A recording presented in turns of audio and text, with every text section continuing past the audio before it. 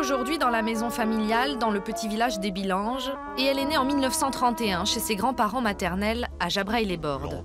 Suzanne Audevar est limousine et fière d'appartenir à une famille de maçons migrants. Tous les Limousins étaient maçons. Ah oui, mais c'est mon grand-père de Grandchaux. Mais celui d'ici aussi, parce que mon père aussi est né dans la Marne. Si vous voulez, c'est malheureux à dire, mais les guerres avaient bien travaillé pour eux, parce qu'il y avait eu beaucoup de démolitions là-bas.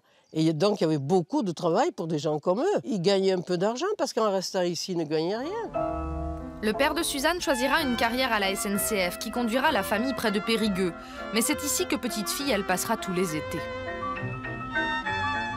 Nos parents ne voulaient pas nous envoyer en colonie de vacances. Et puis nous, on n'avait pas tellement envie d'y aller non plus. Et puis ma grand-mère était enchantée, elle. Ah ben oui, puis elle avait des moutons, elle avait une chèvre. Alors, ça nous distrayait. Ici, ben, qu'est-ce qu'on faisait? On faisait du vélo. Ah oui, on avait des échasses aussi, on s'amusait bien. Et puis il y avait tout un tas de gamelles, là. Il y avait des gamelles dans toutes les maisons.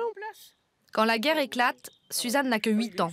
Son père mobilisé et capturé, le Limousin redevient terre d'accueil pour elle et son frère. Il était prévu que notre communion, qui d'ailleurs a eu lieu ce jour-là, le 22 juin 1941. Le 12 ou le 13, ma maman reçoit un papier. Mon père était rapatrié. Eh bien, vous me croirez si vous voulez, il est arrivé ici par le car, le 13 juin au matin. Mais on voit arriver un monsieur, un soldat. Mais on a dit, mais c'est papa? Eh bien voilà.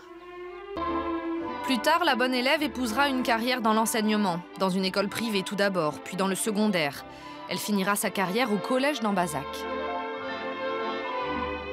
J'avais reçu, je trouvais normal de transmettre.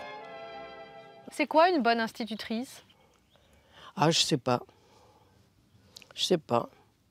Moi, je sais pas si je me considère... Enfin, avoir le nombre d'élèves qui m'écrivent ou qui me téléphonent encore tous les soirs, ça doit bien être resté pour quelques-uns. Pour quelques-uns, je dis bien. De l'amour, nous ne parlerons pas. Et pourtant... Il y a des choses que vous regrettez dans la vie? Ben non, parce que pour regretter, il faudrait en avoir souffert. Mais moi, je n'ai souffert de rien. De mon passé.